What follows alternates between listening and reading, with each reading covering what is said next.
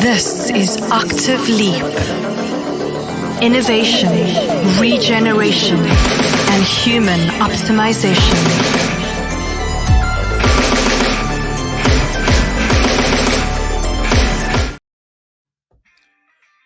Welcome to the Octave Leap live stream. And we're doing things a little bit differently today because we're going to have our first guest ever on. And I decided to start this one with a bang. I mean, the first guest that we have is such a amazing human being. And so I'm thrilled to be welcoming her onto the show. But you'll figure out who that is unless you've already read the titles or you've heard me talking about it. Then of course you know who this is. I'm going to do a quick sound check, making sure everybody can hear me loud and clear. I always like to do that. And then I'm going to talk a little bit and we will introduce the guest in 1 second. Okay. So the first thing I want to bring up here is I want to show you something very interesting. Today we're talking about doing work better.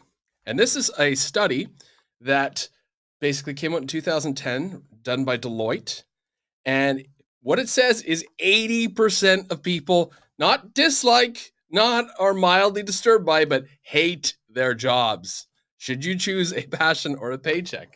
And of course, I think many people, especially if you're in the workforce, know that feeling of dread. Sunday night, you're sitting there and you're like, I've got to get up and I've got to go somewhere. I don't want to go tomorrow.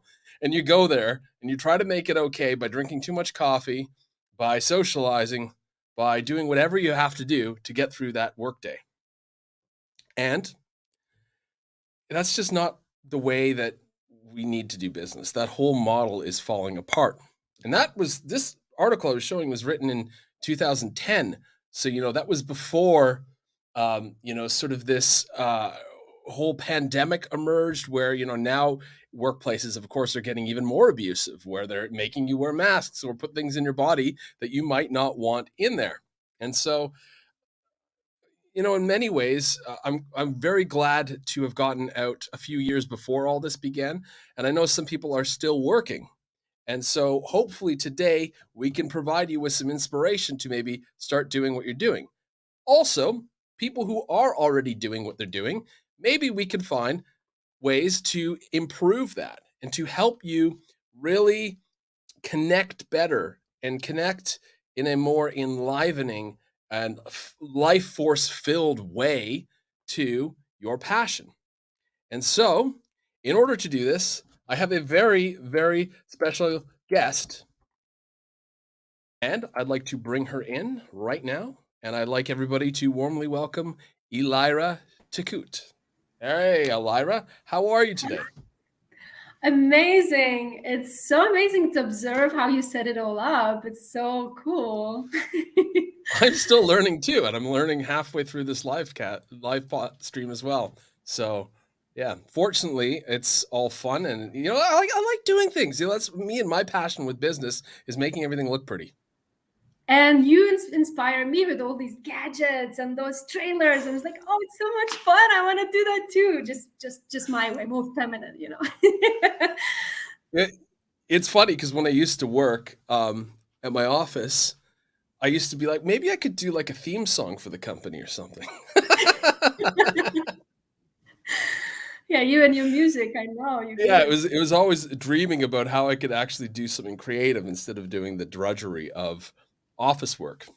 But anyway, Elaira and I are going to have a amazing chat today. And we already actually spoke twice before this live stream, and we already started to get into it. So we had to stop ourselves and say, we're going to take a pause here and keep some of this amazing juice for when we're actually live and we're actually here with everybody else. So Elaira, first I'll ask you, where are you tuning in from in the world? Oh, I'm in Georgia, not the state, the country. Not the state, the country. Yes. Yeah, it's amazing place. Of course, at this moment, it's a bit funky place to be, but it's such a beautiful place. Wow. Yes. So Elaira's joining us from Georgia, and I'm joining us from the International Space Station, of course, back here. Right. Yeah. But this is really cool because, I mean, funny enough, we're like one time zone apart too. That's really the amazing part of this. It isn't like the middle of the night for you. Yeah, this is also a new world. We all starting to be more connected digitally and more working online, and so many of us, not even the business but friends also, so many online. Yeah. I'm looking at the comments right now. We have somebody who's an Italian living in Scotland tuning in. Somebody from Vancouver, Canada, who's just getting up in the morning. Susan from the Netherlands. And then we have more people from the Netherlands, Germany, England. Like, this is really amazing to see. Wow, so we This have is a all the global world event. here. All Yeah, around the world. Yes. And so so nice. Thank we've you got guys many for time being zones here. showing up and representing. Yes. Anyway, let's dive into this because I'm too excited and I'm just buying time because I'm so excited to actually chat with you about everything we're here to do today. And that is mostly chat about this subject that I was speaking about earlier. What do you think of, by the way, when you see this headline? What does that trigger in your body when you read something like that? Are you nodding in affirmation, yep, or are you saying it doesn't have to be that way? If I'm very honest, it gives me excitement in my body because yes, what I do is needed. What I want to say is needed. It's important. It matters, and we start to more. Your target audience is 80% of the workforce. I Oh mean, my that's gosh! that's a pretty good target audience, if I must say. But I know I- that I know that yeah, but let's I know that flip so from many. that headline Yeah. into what does it feel like in your body to do business in a way that is easeful, flowing, and enjoyable, and not that headline? First of all, I love you put emphasis. How does it feel in your body? And before I answer, I really want to say most of the people, when they think about business, it's very heady. It's all in the head. People, we're doing so many healing in all other areas of life. So much embodiment and feeling in the body, but when it comes to business, everything goes back in the head, and then very narrow how it should be done. So I love that you asked, how does it feel in your body to do business that I do right now? And what comes up? It feels like drawing a painting. This very relaxed, very creative, very easeful, but there is this curiosity and excitement to do the brush here and here, and sometimes, it's like, oh, oops, this brush was total disaster. I just destroyed all the painting. Now it's like, what do I do now? Oh, if I put another color, okay, this looks even better. So I think that's how it feels for me right now to do my business. It's so much fun and presence and living in the now, but also kind of doing those brushes after brushes very creatively from the body, not from the head.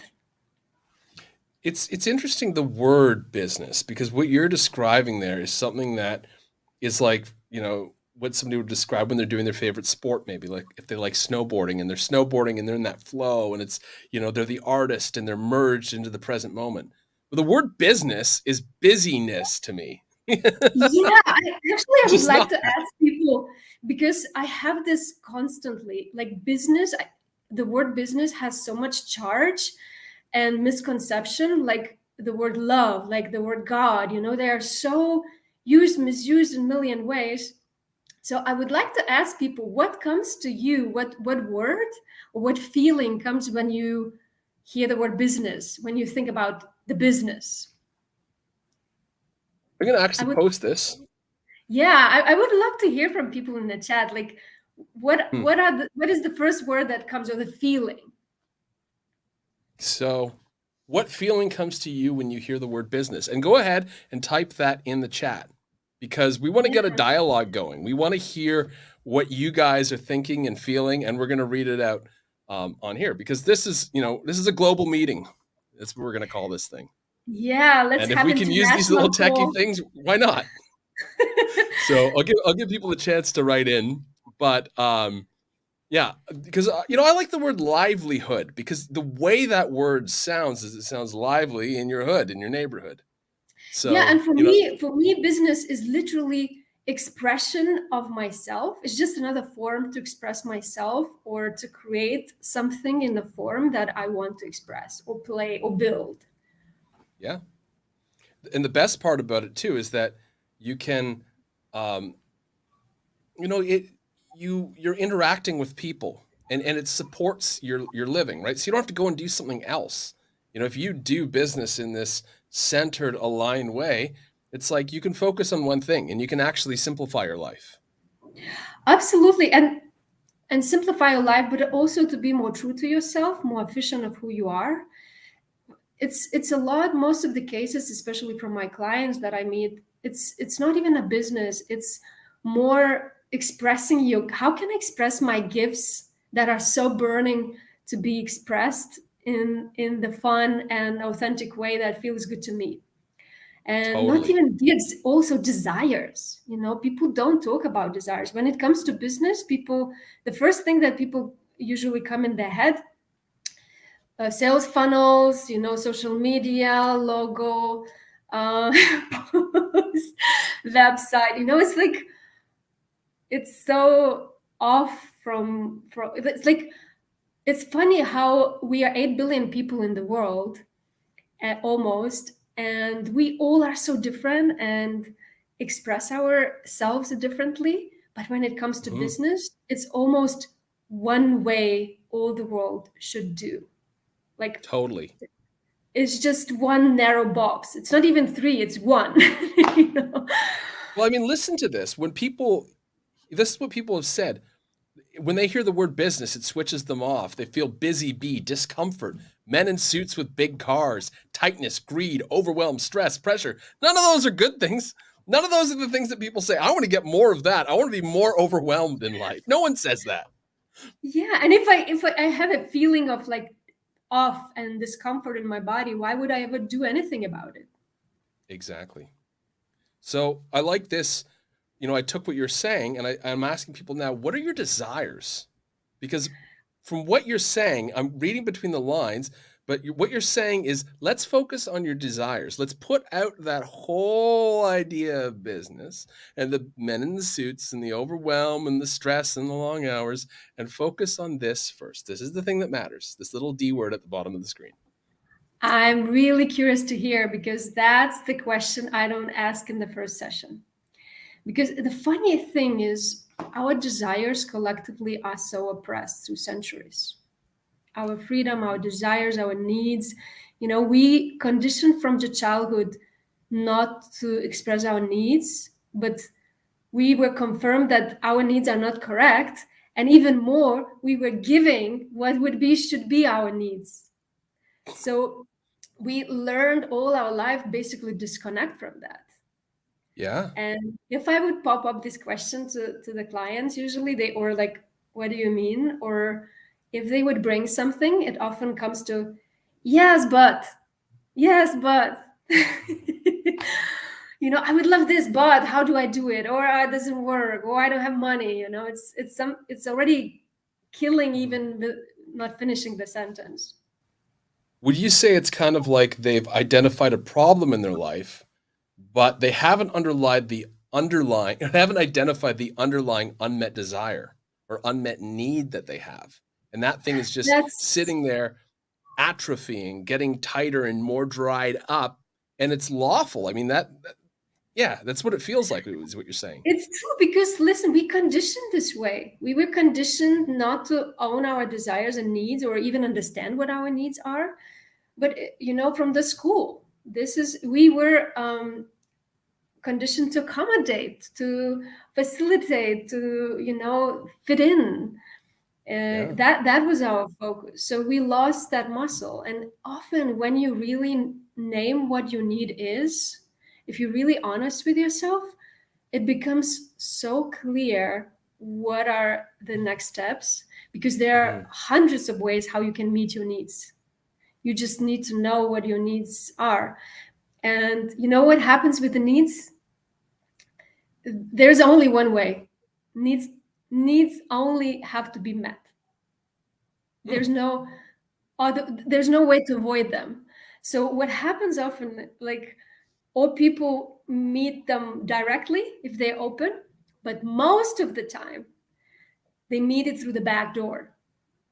So if they cannot express the need, or they're not clear about the need themselves, for example, if I have a longing for connection or intimacy and I don't have it in my life, then I book the coaching session or the therapist, and then I go deep, and then I meet that need, like manipulative subconsciously, but it doesn't feel right for both of them. Yeah. It's sort of like if let's say somebody has a need for recognition, Yeah. they want to be recognized and seen. Sometimes what they'll do is they'll go and they'll provoke somebody else to get negative attention, right? So they'll go and Yes. they'll piss somebody off. They'll Yeah. go, I don't know, like, steal their Yeah. garden gnome or something, and Yeah. make them angry. And so that person will turn around and give them energy and attention, and then they're like, oh, I got what I need through the back door. Yes, exactly. And This is excellent good. examples. And so You know what many else of is those. good? Before we move on, what people are saying, they're identifying with their desires. So people, because you're absolutely right here. People are saying, I can't remember the last time I had a dream, or some people are very clear is to be creative and self-employed, to keep following the joy in my body. So some people I think we're in this phase where actually we're starting to naturally figure out what those desires are because they've been so far out of the picture. And so, Yeah, and especially with, yeah. absolutely. And that's why my biggest focus of work is, helping build people to build business is totally other way around, because I figured out the hardest thing is not to build a business and find those strategies and tools. The hardest part is to calibrate your nervous system and to feel safe to receive more of who you are, receive of your desires, receive to money, receive abundance, or whatever, to lean back and really receive. Because there is so much trauma also through the generations where we learn that it's not safe to receive. It's not safe to expand. It's not safe to dream big. What's unsafe about it? Because people are so used to oppression. We are so used to oppression, and harm and abuse is so normalized in society that this is where people function. This is where it feels safe in a way. It's a funky way, but at least it's familiar environment. And even if it's unhealthy, but it's familiar for your nervous system, and then you know how to cope with it. You have certain control in it. But when it comes to this abundance and overwhelm and health, and all whatever you want and pleasure and desires, it's like, whoa, I don't know how to deal with this. I mean, workers didn't have rights 100 years ago. Absolutely. They could go to the job and die in a coal mine because they've been working an 18-hour day, and that was perfectly legal. And I mean, in some parts of the world, they still have that, and people are very resilient and adaptable, and they'll do what it takes to survive. But when that encoding happens and that person tries to survive and procreate, and they have children and they pass on that genetic information, the children pick that up. And maybe somewhere down the line, the society transforms and children wake up and they say, hey, wait a minute, I don't have to do it like my parents did. And that's, I think, what we're seeing on whole. And people who watch live streams like this are realizing, I've got this patterning and this genetic information inside of me, but that's not the way I want to do things, although I don't know how to connect with what Elaira's talking about quite yet. and that's a journey. It is really a journey of freedom and liberation. And that's why I say I want to help you to create business like more for homecoming. I want you to experience the entrepreneurship like more homecoming to yourself, instead of like disconnecting from yourself and faking and masking and fitting that box how business should be done.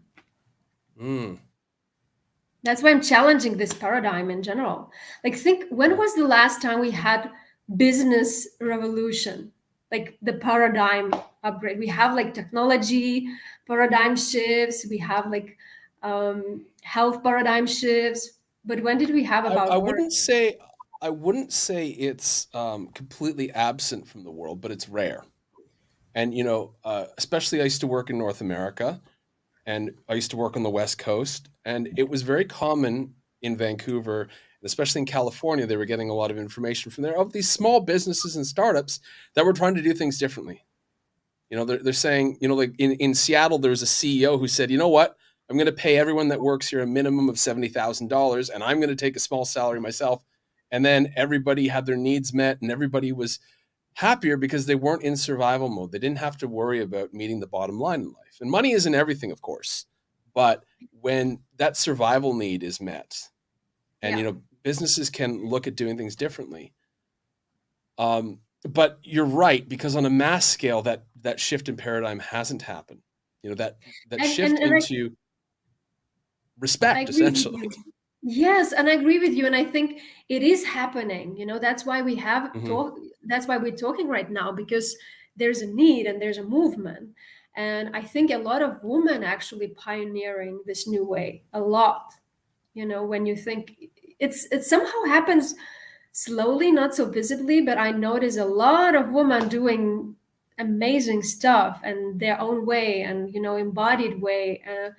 Hmm. Which is I feel like at certain point there will be a tipping point, and I want to give credit for all those women. It's funny you say that, because even though I'm a man, and even though I like my hyper masculine office back here, Looks amazing. when I used to work, I had an office, and I had my own office with a door.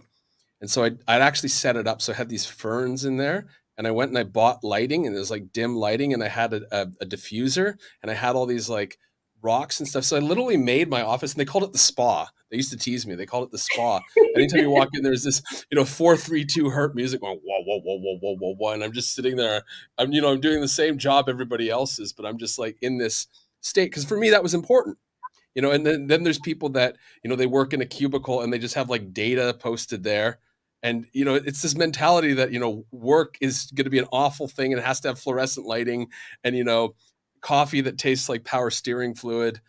And that doesn't motivate. Like, how does that extract genius out of anybody? How does anybody feel, hey, I'm going to really access my creative potential? I learned that if I did what it took to nurture myself at work, then I would be much happier, and I'd be in this state where I could do that. And then, of course, when I went out on my own, I just found a work pace.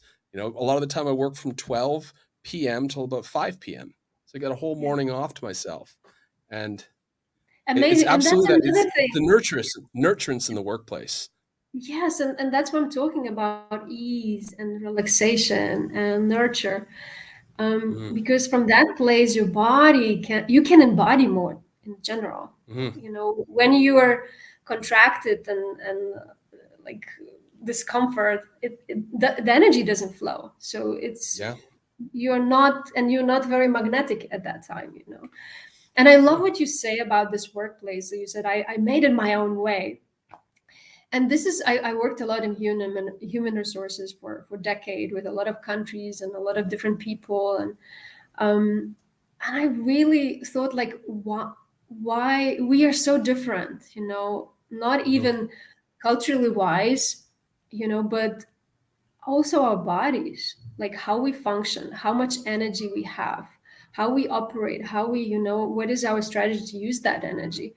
you know this is where human design came for me, like very interesting thing to understand how I'm wired and what is Yeah. okay and what is not for me. And everyone is so unique, but again, those workplaces or how business is done is just so it feels like, someone, big daddy sitting there decided and then rolled out globally. This is the plan, this is how we do business Yeah. now. Well, it really feels like, we have this quote in engineering that the world is built by the lowest bidder. And it feels like everything in the office is sort of decided by the accounting team that wants to keep the cost down as much as possible. And Yeah. it's just this, it's sort of like, well, what if we actually went and we got some nice artwork in here? What if we actually went and we paid a little bit more and got the nice coffee? And all of a sudden, people feel like they can relax a little bit. I'm talking about a completely different business world, to what you're talking about, because what we're talking about today is mostly the people might be entrepreneurial or running their own business. And in that case, this is doubly so important because entrepreneurs often pressure themselves because they have to meet the bottom line and they're responsible for it. Yeah, and this And is again, and I work mostly with entrepreneurs. And this is again, like if I come back, for example, with human design and the energy and how is right for people to manifest, 70% of population, the way we have been told to do business, like go there, initiate, set the goals, push. It's not correct for 70% of population, because most of the 70% of population, have to work other way around. They are working in response to what's happening around. They are not here to initiate. They are here to wait what like life will ask their energy for. And the this is where go-getter paradigm does yeah, not go get apply it. Yeah, and to this is what 70% of the population. go against their energy, go against their, and that's why I have to push hard, but at the same time, that's why I'm asking, like, do you make money or do you receive money? Yeah. Because this making money, it's like this pushing, this selling, this, and it doesn't feel right for the person and the system, and most of the time people don't like to do it. So it comes also with this off feeling, but also this defense mechanism or protectiveness, because it's you go against your nature, and then you have to work hard and then do more to reach the same result. And then workplace dramas unfold because everyone has to meet those needs through the back door. Yes, coming back to the back door. And it's funny enough, somebody asked in the comments, breaking conditioning, what do you suggest? And then somebody else replied, human design helped me enormously as a sacral. Once I understood that I just needed to follow that. So, you work with human design, obviously, in your consulting that you do for people. And you see this every day that, people try to meet this mold of being the go-getter, but they're lumped into the 70% category that just isn't cut for it. And they're doing a disservice to their own energy and their own wiring by attempting to do that. Actually, it's more than 70%, I'm realizing, because I realize now, because I talked about manifesting generators and generators in mind, but actually for projectors, it's also not okay. So it's only about 9% of people, this go-getter initiator works fine. Oh my goodness. So actually it's I'm going to change this. It's 91%. And not even 70. 70 was a low ball. It's 91%. And hey, reflectors. I mean, I'm a reflector, so just keep us away from being the go-getters. And the funny thing, we're coming back to the article you shared. That's why 80% of people hate their job, because they're set up to be and use their energy and manifest that energy, or with the world, create the things with the world, not in their nature. Actually, we set up when I started human design, I realized we set up for the profile that doesn't exist. Because we say you have to go get set goals, initiate, follow up, and go and do it, be hands-on, work hard. So for this 9% of manifestors who have to initiate, but they don't have energy to build, then the 70% of manifesting generators and generators, they're the ones who are building it. They have an energy to build, but they're not here to initiate. Well, it's like the prototypical perfect worker doesn't exist. Doesn't exist. Because the same person that is good at initiating, which is the 9%, they don't have much follow-through energy. Yeah. To sustain the things. So, yes. I mean, the whole thing's flawed, and therefore people have to literally, at some point in the process, fit a square peg into a round hole, or vice versa, a round peg into a square hole. Yeah, absolutely. And then projectors who are here to be invited to direct that energy where it needs to go, but then they don't have to build also. They don't have energy to build. They're here just to see that the energy of these go-getters, not go-getters in this context, I mean the builders, is going right. Mhm.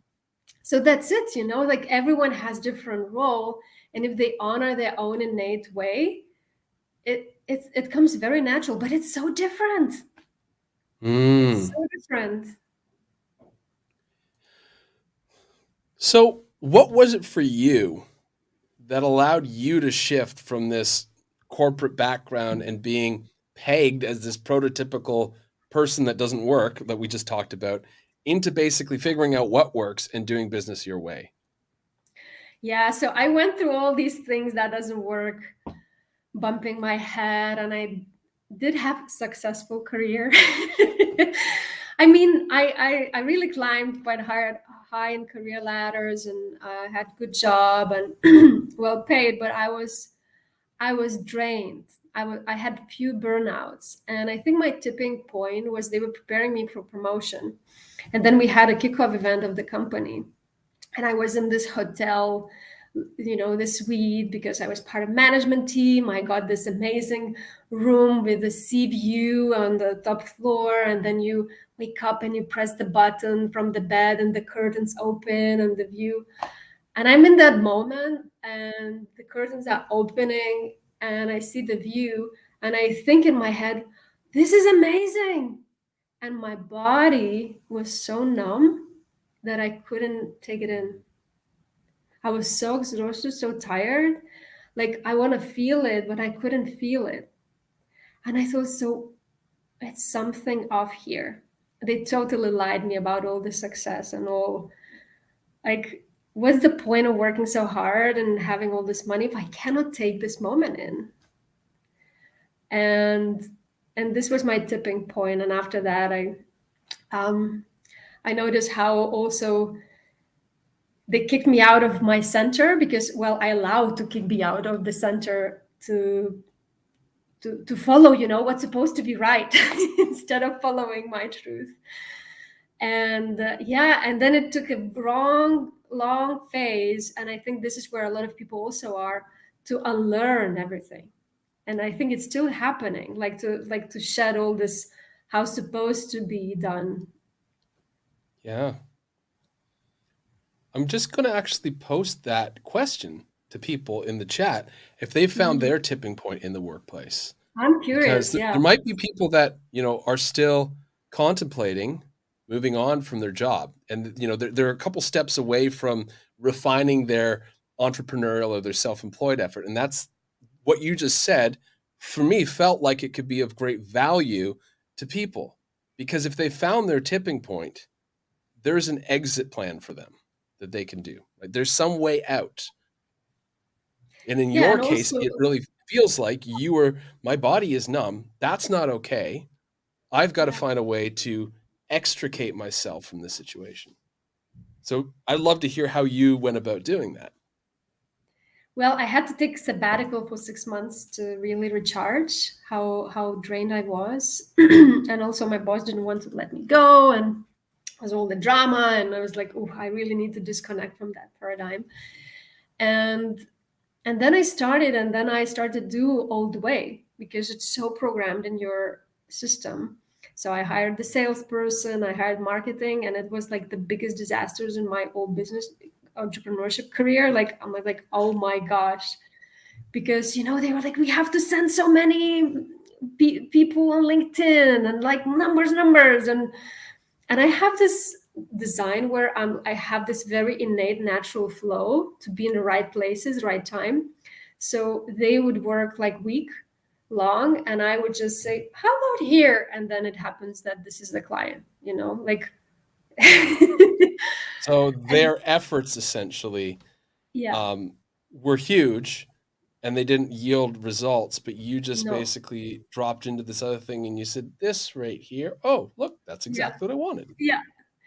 Yeah, following my body and following my instincts, and starting to understand how I am wired and how is for me to do business. And then I Yeah. learned also, like, oh, so I really have to do just that energetic attunement very strongly. It is embodiment, and then things go so fast around me, instead of going and doing more, or doing how other people say.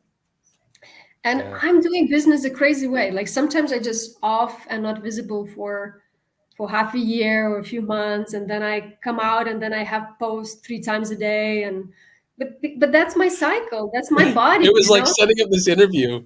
We Yeah, decided to do this interview in July. And yeah, I'm moving, I need some time off. And then like we literally picked it back up in December, and then it was like February. But you know what? Had we done it any sooner, it wouldn't have been on this platform. We wouldn't have been able to do it in this way. And we would have had to do it in the old way I interviewed, and it wouldn't be interactive. It wouldn't be fun like this. absolutely. And I was different also. And that's Yeah. what I'm saying. Like I'm doing business what my body tells me to do, not what I think I should do. Like and when my body tells me to do. Because body knows, and body knows very clearly. More you listen, more louder it screams. Like I don't have energy for this, or it doesn't feel right. And it goes deeper and deeper to fine tune when you betray yourself, when you really harm yourself, and when you don't listen to your body. It always You know speaks what's out. amazing though is that if you try to find any conventional literature for business or entrepreneurship or anything from, any of the publications out there that, are this world of success, they will never say any of those things. The funny thing though is the people that are really successful, they'll often say things like, "Oh, I follow my gut." Yeah, You will hear that. And you know, in the investment world, for instance, Warren Buffett is somebody who's he says, I don't do all the charts and all that. I just follow my gut. My gut just tells me when to buy, when to sell, when to do. And it's just like, that's essentially what they're talking about, but they haven't unpacked it in the way that yeah. you have.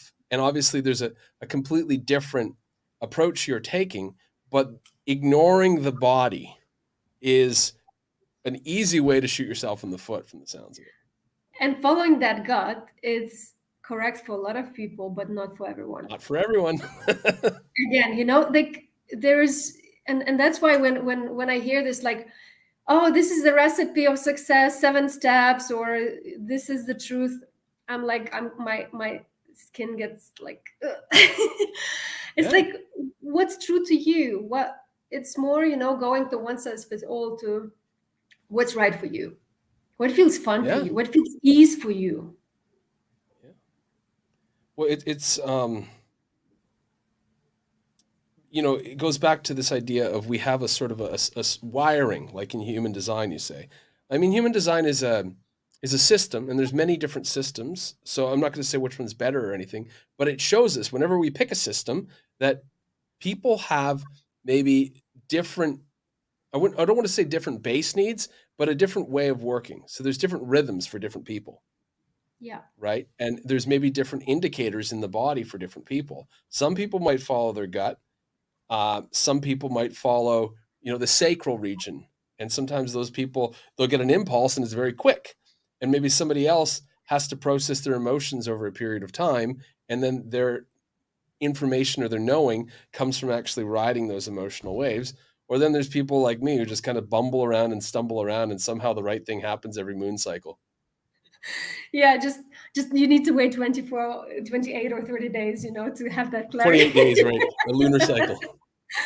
Yeah, and and I agree, human design is like why I love it, because it's just a tool, it's just another access point to know yourself better. Hmm. And sadly we have to learn and to know ourselves better in this age, right, David? Because as kids we knew how to do it all. It was very organic and very innate, but we got the condition from that, so we have to come back to that. Also how we eat, how we process what's in right environment is right for us, how we assimilate information, how we make decisions. All these things are so different for everyone. Can you speak a little bit about what are some of the main stumbling blocks, especially with conditioning, that entrepreneurs experience, and what advice do you have for overcoming them? Ah, yeah. So the number one thing that people don't talk about, or at least I was not told, and it's kind of the most obvious hidden secret. um, Entrepreneurship is literally facing your fears. I don't know what's your experience today, in your entrepreneurship, but for me it is. And facing fears, it's part of that expansion, because fears in a way are limiting you. Mhm. um, and it's constant expansion of who you are, what you want, and constant expansion of um, embodying your desires, or what you want, or what you want to create. It's liberating from within, basically.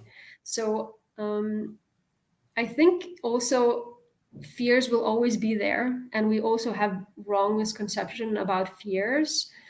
I think this was recently, like, really came to me very clearly. We try to avoid fears at any cost, because like, Yeah. oh, it's such a bad thing.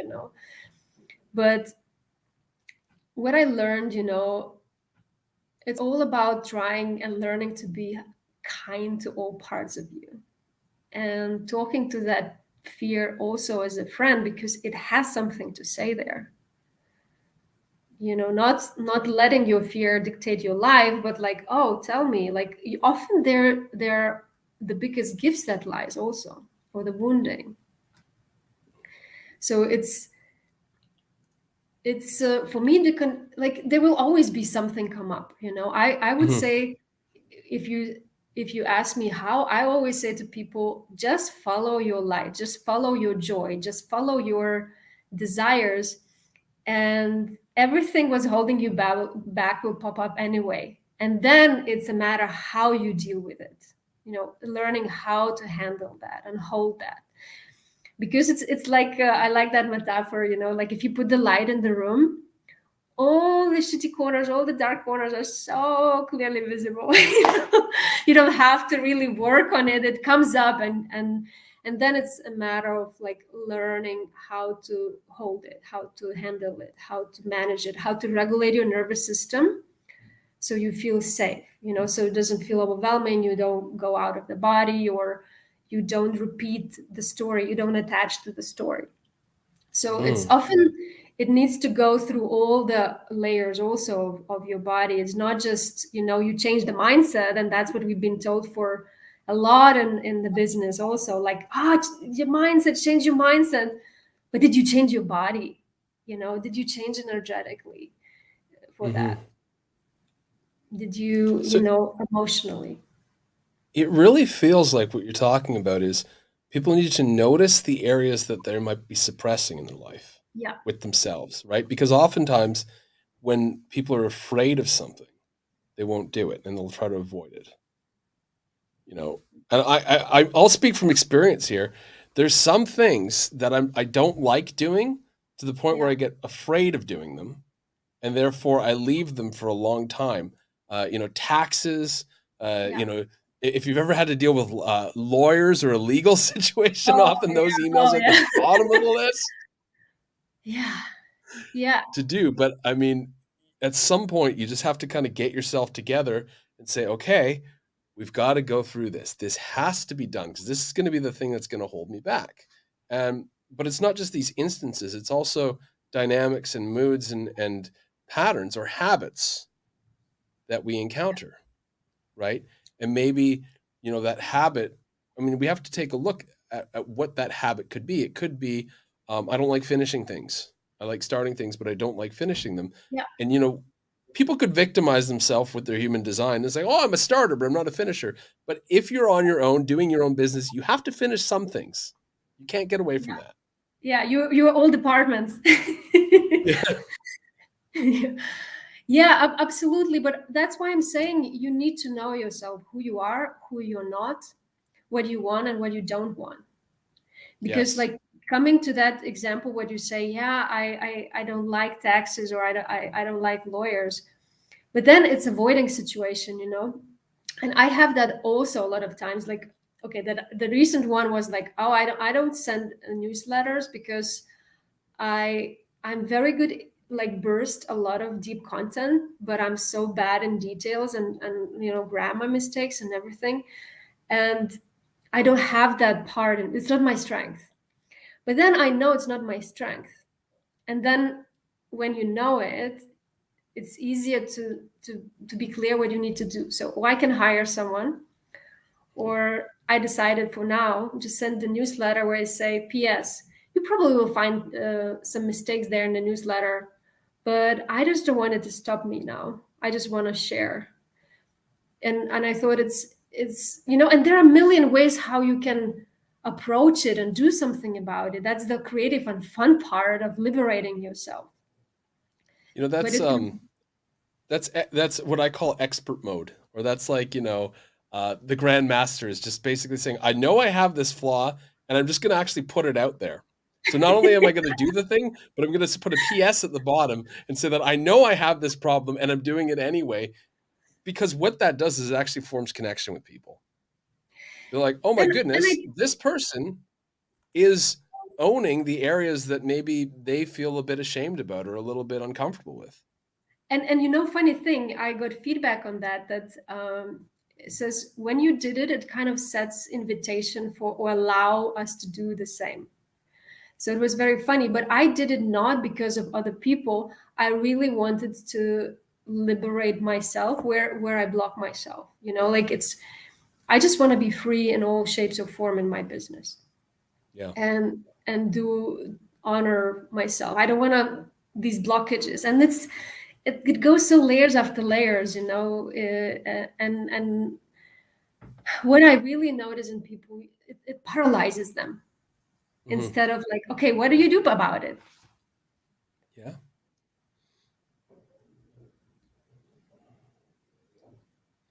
That's such a beautiful example of accepting, all those parts of yourself. For me, I used to go, sometimes I create things, and sometimes I know the thing I created is going to get a lot of attention. And with attention comes people that say mean things. And so sometimes when I go to like send out the email, or I go to like post it, I'm doing this. I'm like, here we go. Because I know at some point I'm going to get somebody that goes, this thing sucks. It's horrible. I hate it.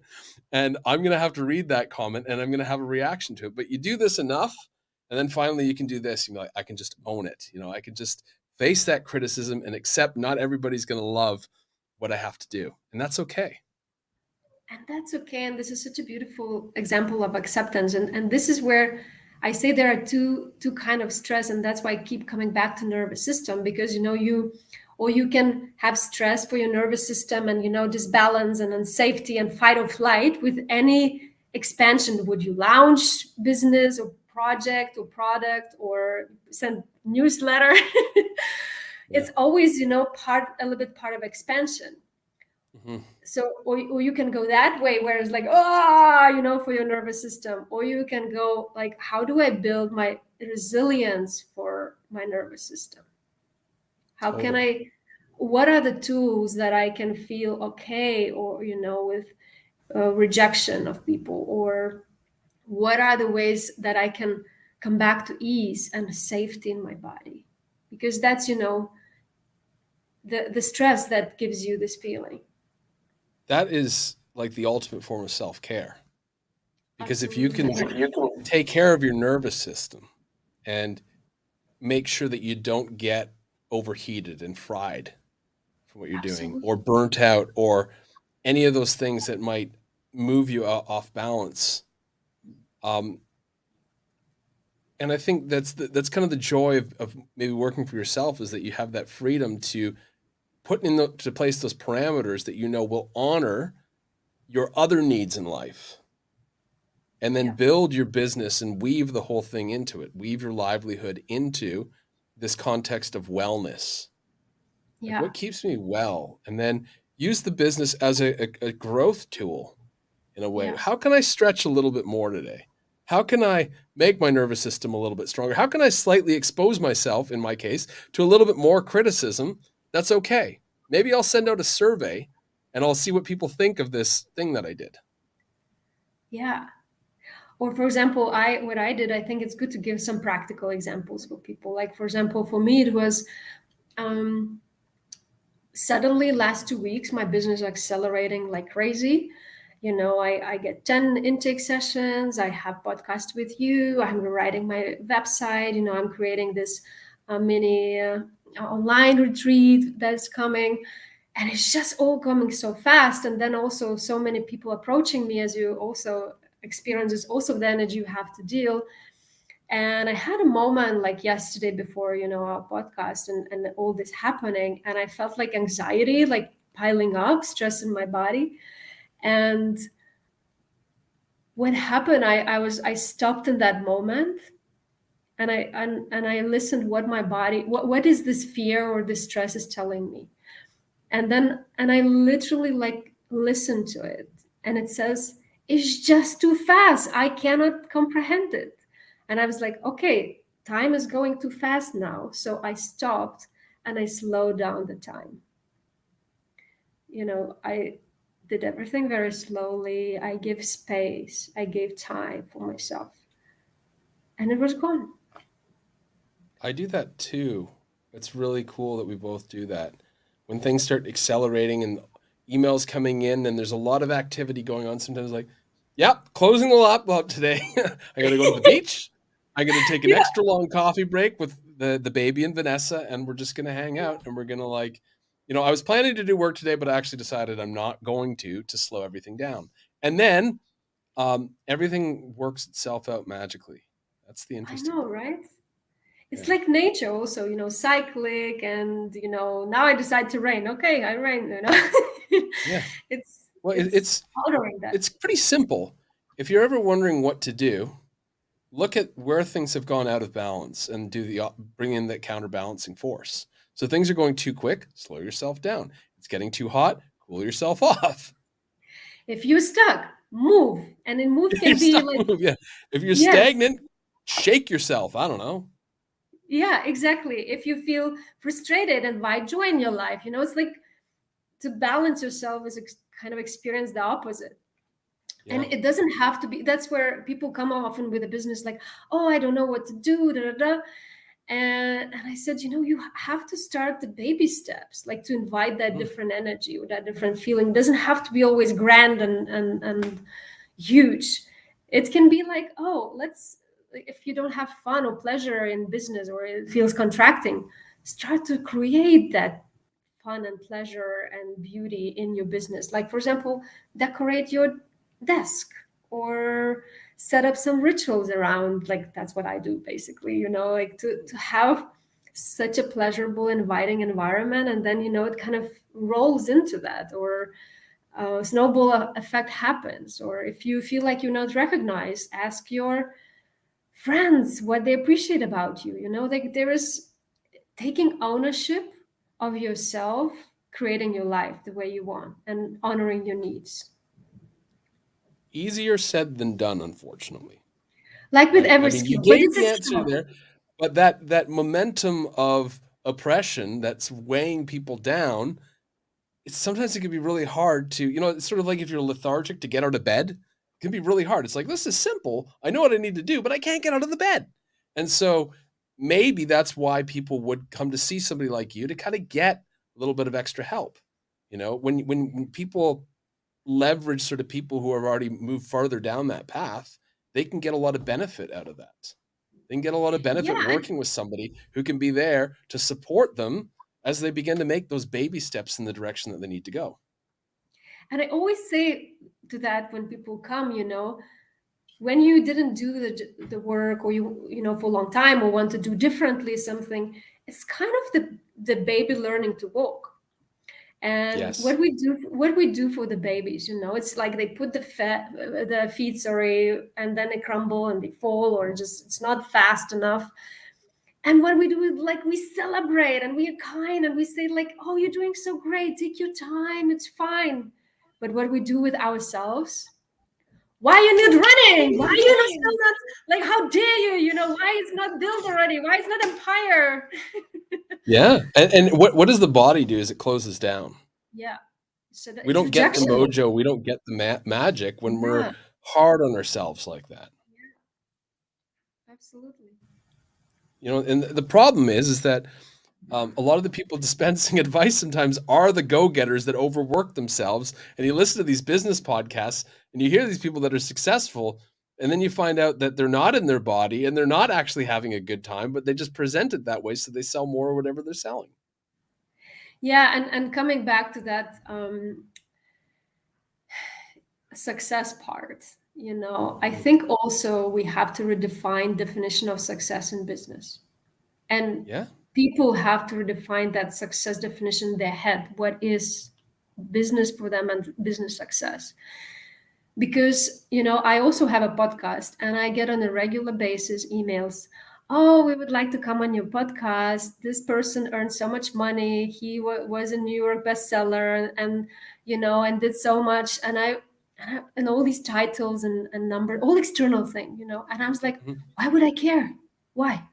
Like, Do you know what my podcast is about? yeah, and I think it's such an old world where we emphasize our success on internal stuff. It's like, I think the new world definition of business is your radiance, your well-being. Ah, yes. It's so amazing. Because we both have done interviews with Jacqueline. And when I Yeah. reached out to her for the first time to do an interview, I didn't have any laurels to hang my hat on. I basically said, "Hey, I'm just a guy, and this is what I think of you, and this is where I'm at." And she's like, "I like this guy. I want to talk to him more." And it's like, that's never happened before. I've reached out to all these other people, and they didn't even give me the time of day because I didn't have X many followers. Yeah, I had exactly the same experience. Actually, I launched my podcast and the same day I did like few episodes when I had first interview with Jacqueline. Like, all happened so fast. And I was like, also had this moment. I was like, ooh, but I even don't know how to do podcasts. I'm just starting. Yeah. But it's so true. Like, and when I look at my clients, nobody in 20 years ever asked me about if I have any certificate. I could be completely fraud. I could, nobody asked me like if I have master degree or bachelor degree. I do, but nobody ever asked me because at the end when people come to you, they want your They energy. like you. They feel the energy, and at the end, people care only about one thing, like one Yeah. question, like, can you help me? That's You know, pretty much that's it. Can I that's trust pretty you? much it. Can you help me? Yeah, yeah, That's it. And so yeah. anybody out there that might think they need to go and study something or train themselves in a certain way, when it comes down to it, that stuff might help you get some confidence and some techniques and skills, sure, not doubting that. But people ultimately want to know, can you help them? Can they trust you? Yes, absolutely. Beautiful. So we're going to take some comments soon. So please Yeah, ask I some would love to. questions. But before that, um, one of the things that stretched Elaira a little bit was the prospect of doing this podcast because it allowed her to put this together. I And so know. what is this? Is you can go down into the description where there's a link to this, but essentially she's going to be putting on a mini retreat. So why don't you tell everybody a little bit about this? Is a beautiful page. I'm just looking at this right now and it's absolutely gorgeous. So why don't Well, you thank you. I tell just made it people? today, basically. Oh yeah, come on, Elaira. I just threw it together. It was nothing. I really mean it. I did it today. Well, Well, and it was that's it was clearly in alignment. So why don't you talk a little bit about the mini workshop that you're yeah, and that's what I'm talking. When your body is ready, it just comes out and it just bursts. doing? So I would like people to invite, on it's a kind of mini one. I want to test to see what, because I first need to test things. To invite people to play a little bit into with their definition of business or what the business needs in their blockages of receiving wounding, receiving money, about this shift of, so it's more practical one. We talk today a lot, but I would like to give some people some exercises that they could Yes. practically take away. So I invite them online, and it's amazing to participate. I will have some kind of visualizations or maybe guided meditations, whatever you call it, But to sit in the relaxed body and to take from that place what would like to rise. I would like to invite people to feel safe more and receiving more. So that's the direction that we will go. Great. And Where's the I'm doing URL? it my way. Again, I didn't feel the date, and I thought about the date. I thought it would be amazing if for your podcast I have a date. But then it was so contracting in my body, and I was like, no, my body says no. So what I did, and it felt ease and exciting, I said, okay, I just want people to see who is interested, and they can register for this. And then when my body is ready to be birthed and hold that, I will inform them the date. Wow, because that could have been a major sticking point for some people. Is I don't have a date ready. Oh, I don't have this offering. I can't do this thing. But it's like, no, I'm going to do it a different way. I'm going to Yeah. feel into this and let it arise when it needs to. And guess what? It'll probably be the right date, and everything will sort of work itself out by you just following that. It's the funny thing, because when we follow that bodily intelligence, it has access to so much more than the brain does. There's so much. It's like there is the past, the present, the future. There is so much magnetism and like the well of wisdom that we have no clue yet. Yes. So, for anybody interested, the link is in the description. It's also up on the screen for you to find your way to this retreat. That sounds amazing. And she's going to be covering some practical steps to bring everything she's talking about into your life more. But of course, the date will be the perfect date. So we don't know the dates yet. Yeah, That's exactly. fine. And that's what I want to invite people and poke people. Like, stop Mhm. doing things that you've been told to in business. Like listen, do it your way.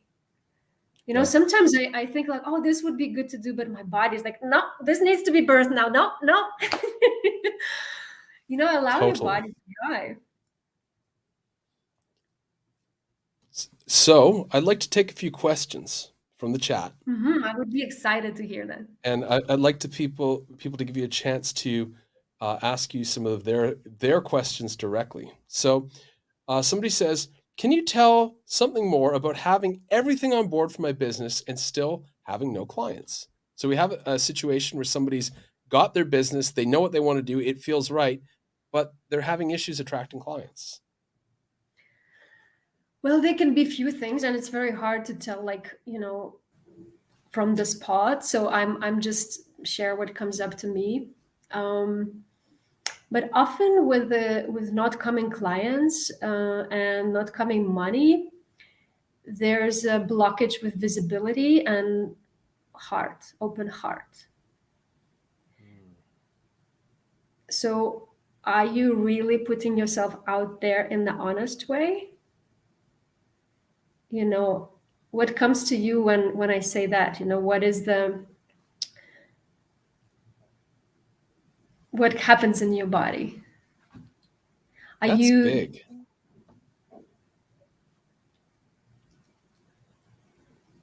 Are you putting yourself out there in an honest way?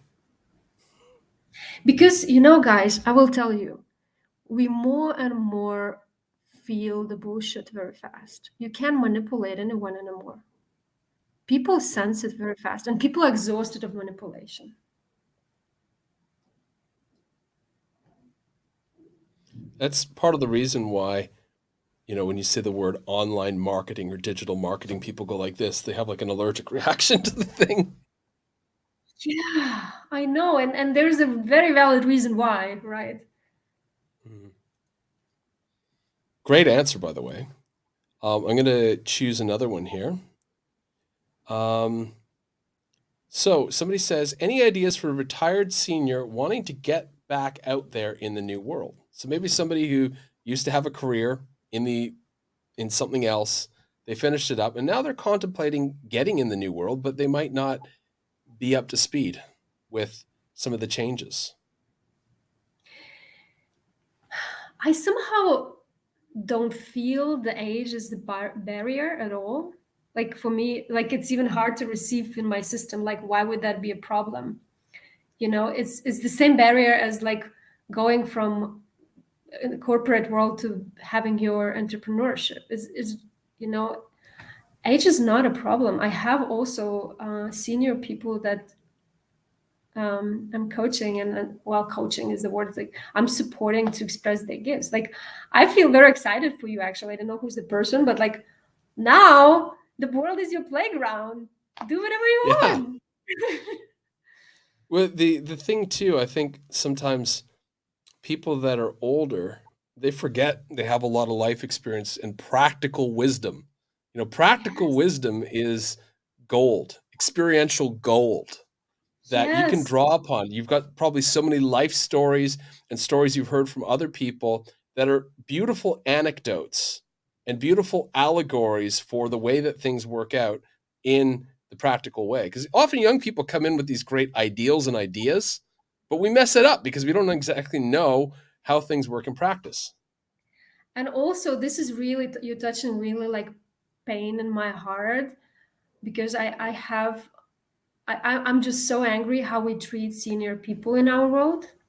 Like, you know, you go to pension and somehow like collectively they are like you're not relevant anymore. Like we don't include them in society anymore, I while know. they have the biggest wisdom, as you say, the biggest we should appreciate and pressure them the most, you know. So yeah, I really would say just go out there and share and do whatever you want, and be okay with if you cannot keep up with some stuff. I cannot keep up with some stuff, you know. It's the world is changing every day. Like it's crazy how it's accelerating. It's okay. Yeah, beautiful. By the way, the last one you answered, the person says that is exactly the theme, being visible. So I feel like you're on fire right now. You're really on a roll with this. Let's take a few more questions. People are loving it. So here's one. Now I'm a body worker, which gives me more satisfaction, but I'm not financially independent. So it's now a case of somebody doing what they want to do and what they enjoy doing, but they're saying, I still feel like resources is something that keeps me locked in. Yeah, and it's for a lot of people, and that's why I included one. You know, I will do one session on minute three about the money, because money, there's so much charge in money, because money became such a medium for so many things for people that they don't own in themselves. Like it represents protection, it represents safety, it represents my needs being met. You know, it became such a external attachment there. um, and it's such a rich topic. I explored this topic for a few years and I'm still feeling like, whoa, there's no end with this. So it's very hard to tell very concrete, like what is it, what is for that case. But I would say, what is your relationship with money? Like, what are the first words that come up? Yeah. Because often people or they go two directions, where they push for the money and chase the money, you know, like from the lack place, or they deny them at all. Like it doesn't exist, it's not important, it's not in my field. It's interesting because, we inherit stuff from times maybe our ancestors lived through that we can't relate to. And in the work that I was doing a session with somebody, and what came up was their ancestors living in, a community. And like a couple hundred years ago, people were more agrarian and we lived in communities where you didn't need money. The community just sort of functioned on its own. And that when people wanted money, they might have to leave the community and something would happen to them. So there's often this belief that money would come in and contaminate this little utopia that the communities had created. And if we look at it, back then, 90% of the world was agrarian, 10% lived in cities. Now that's flipped. 90% of Yeah. us live in cities, 10% of us live in the country, but we might have that mindset of our ancestors believing that money contaminates us and is evil, but is totally not appropriate for the situation that we're in. The No, other and thing and too there with is it, is, you know, I do have to say this, and this will be discussed next week when I speak with Jacqueline, Oracle Girl, which everybody should be there for that. We're going to talk about the fact that the financial system and the money, the type of currency we're using, the medium itself, is not so important. It's the relationship that underlies it. It's the actual essence. So, you know, the dollars or the euros or whatever we're transacting with, that's just the vehicle. But what Exactly. that vehicle is carrying is what's more It's important. just a number now. It's not even a paper anymore. It's Yeah, just a number in the computer. totally. But it's more what the energy, what charge is there, and it's so much, and it's such a broad topic, because usually when I start talking about money topic with people, it's never about the money. Hmm. It's always something deeper that represents. Yeah, And it's money interesting. Sorry, go ahead. You finished. and money is have such a big charger of survival and safety and protection.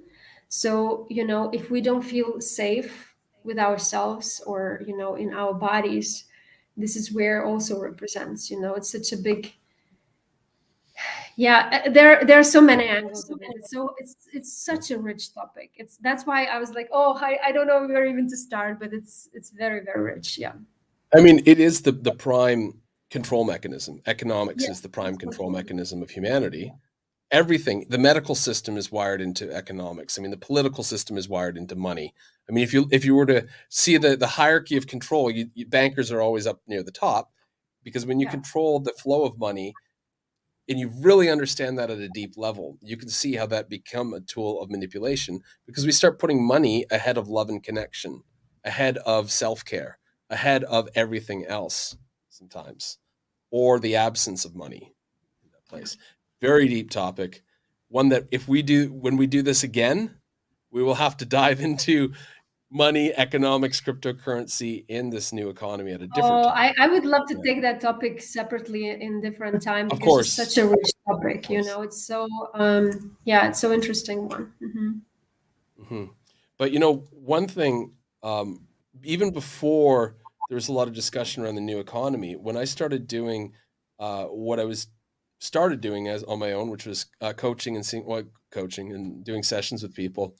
The first thing I started doing was I said, "Hey, I'm just going to work by donation, and you just let me know. I'm trying something new. It's a bit crazy. It's a bit wacky. I'm going to try it out, and you let me know what you think of it." And it was amazing. Like the first, because it kind of gave me a gauge of pricing as well.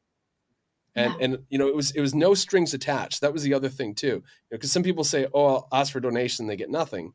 But for me, it was literally, I'm just going to do what I love, and not let a number get in the way. And then you just show me whatever you feel is right. And doing it in that way, actually, strangely enough, made the donations really juicy, and they made them very fulfilling for both parties. The giver wanted to give that amount, and me, the receiver, really appreciated receiving that amount. And I agree with you. I also went that route, and it's not just butterflies and roses. Like it's the mirror reflecting all where your Yes, woundings are or misalignments are. It's like such amazing mirror, where you are, and where you have to pick it up your ownership, or clear boundaries, or check your energetic leakages. But it's funny enough, this is where I had the most profound conversations and intimacy in this energetic exchange, when we start talking about money and donation, and this including both of us, that we could, that heart connection. And the funny thing, I literally feel how money comes with different energy. I literally feel the heart and love people put in sending that money or that amount. Like, yes, it's so different that I experienced before.